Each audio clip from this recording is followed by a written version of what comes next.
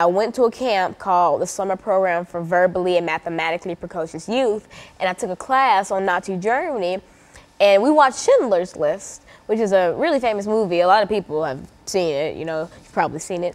And after watching the movie, we went to the Holocaust Museum in Washington, D.C., and I learned more about Schindler, and when I got home, I started to read about him and read about all the great things that he did, and I realized, you know, a lot of this information a lot of people don't know, and so I decided to make that the topic of the show today.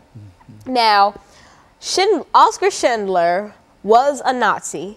That's a lot of people, you know, debate on it. Some people say, no, he wasn't a Nazi. Some people say, yes, he was bad. He was a Nazi, but he wasn't your stereotypical Nazi. Now, me saying stereotypical Nazi meaning, you know, just attached to Hitler by the hip, you know, praise Hitler, hate the Jews, hate the Slavs and Gypsies, etc. He was not the stereotypical Nazi. What he did was he had labor camps. And that's another thing that a lot of people debate on. Some people say that he didn't, and some people say that he did. He did. What he would do is he would go to different camps, or like smaller camps, not, you know, Auschwitz and stuff like that. He would go to smaller camps.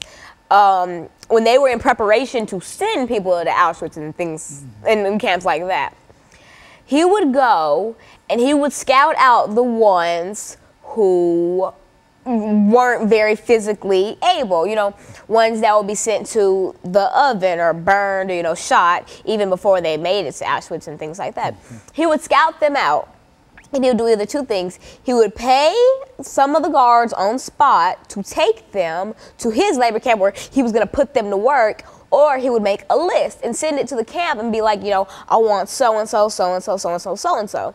And he didn't, no one knew, well, a couple people did know, but for the majority, a lot of people didn't know that he wanted these people not to make them work, but to save them, because if these people would have stayed in their original camps, they would have been killed. Because in the Holocaust, they killed children and the elderly, or the non-able-bodied. So basically, if you couldn't walk or missing both your arms, it was like a death sentence. I mean, either way, it was like a death sentence, but that was like a quicker death sentence.